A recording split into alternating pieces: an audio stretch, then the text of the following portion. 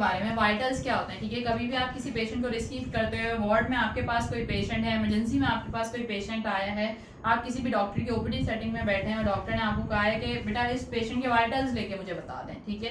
तो आपको ये बात पता होनी चाहिए कि वाइटल्स होते क्या है। वाइटल्स में हमारे पास जो चीजें आती हैं उसमें सबसे पहली चीज है हमारे पास ब्लड प्रेशर, ठीक है। अब नॉर्मल ब्लड प्रेशर हमारे पास कितना होता है, 120 सिस्टोलिक, ठीक है, और 80 डायस्टोलिक, ये हमारे पास नॉर्मल ब्लड प्रेशर है, ठीक है।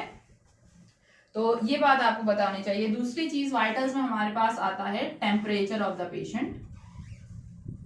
अब नॉर्मल बॉडी टेम्परेचर कितना होता है, 37 डिग्री सेंटीग्रेड, ठीक है, और 98 डिग्री फॉरेनहाइट, ये आपके पास नॉर्मल बॉडी टेम्परेचर है। इसी तरह से एक और चीज जो हम चेक करते हैं पेशेंट में, वो हम चेक करते हैं पेशेंट का पल्स रेट, ठीक। नॉर्मल पल्स रेट क्या है कि नॉर्मल पल्स रेट हम ले रहे होते हैं अप्रॉक्सीमेट 72 बीट्स पर मिनट, ठीक है। अगर 72 से कम है, ठीक है, या आप समझो, अब अगर आप ये लें कि normal pulse rate 72 beats per minute आ रहा है, लेकिन अगर मैं एक रेंज की बात करूं कि नॉर्मल रेंज कितनी है, तो वो नॉर्मल रेंज आती है 60 से 100 तक के दरमियान। अगर पेशेंट का पल्स रेट 60 है या 60 से कम है, तो आपका पेशेंट जो है, आपका पेशेंट ब्रेडिकार्डिया में है, ठीक।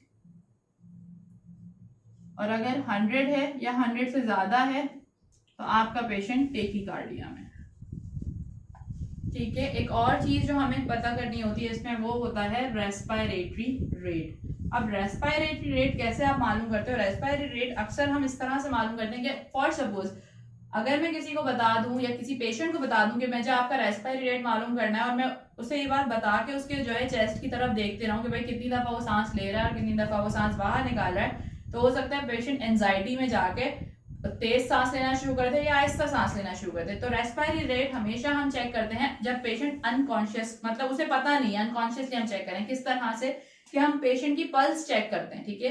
हम पेशेंट की पल्स पे हाथ रखते हैं, पल्स पे हाथ रख के देख हम चेस्ट की तरफ रहे होते हैं, जिससे पेशेंट को ये इंडिकेशन होती है कि डॉक्टर साहब तो मेरी पल्स देख रहे हैं या स्टाफ तो मेरी पल्स देख रहा है, लेकिन देख हम उसका रेस्पिरेटरी रेट रहे होते हैं, ठीक है।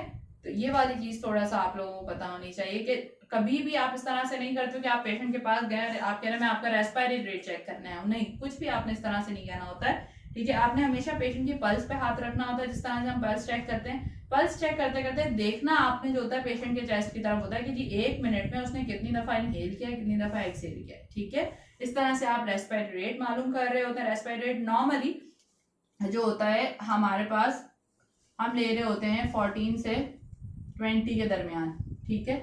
रेस्पिरेटरी रेट हमारे पास ये वाला होता है। अच्छा, उसके अलावा एक और चीज जो हमारे पास आती है, दैट इज SpO2, ठीक है।